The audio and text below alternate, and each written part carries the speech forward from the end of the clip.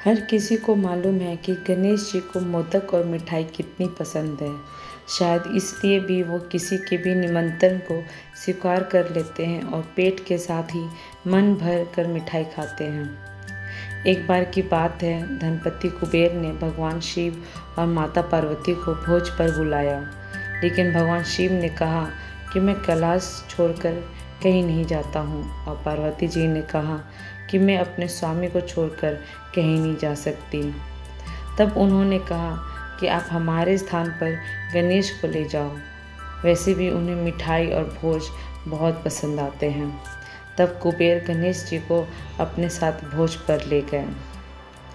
वहाँ उन्होंने मन भर के मिठाई और मोदक खाए। वापस आते समय कुबेर ने उन्हें मिठाई का थाल देकर विदा किया। लौटने समय चंद्रमा की चांदनी में गणेश जी अपने चूहे पर बैठकर आ रहे थे, लेकिन ज़्यादा खा लेने के कारण बड़ी ही मुश्किल से अपने आप को संभाल पा रहे थे। उसी समय अचानक चूहे का पैर किसी पत्थर से लग कर डगमगाने लगा। इससे गणेश जी चूहे के ऊपर से गिर गए और पेट ज़्यादा भरा होने के कारण अपने आप को संभाल नहीं सके और मिठाइयाँ भी यहाँ वहाँ गिर गई। ये सब चंद्रदेव ऊपर से देख रहे थे।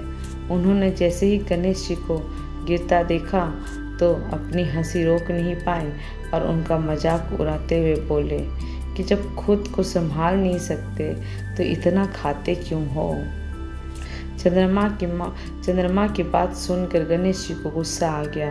उन्होंने सोचा कि घमंड में चूर होकर चंद्रमा मुझे उठाने के लिए किसी प्रकार की सहायता नहीं कर रहा है और ऊपर से मेरा मजाक उड़ा रहा है।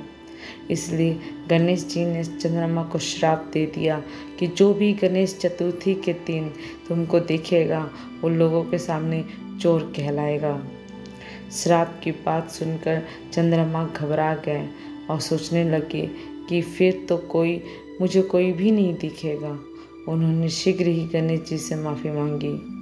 कुछ देर बाद जब गणेश जी का गुस्सा शांत हुआ तब उन्होंने कहा कि मैं श्राप तो वापस नहीं ले सकता, लेकिन तुमको एक वरदान देता हूँ कि अगर वही व्यक्ति अगली गणेश चतुर्थी को तुमको देखेगा तो उसके ऊपर से चोर होने का श्राप उतर जाएगा।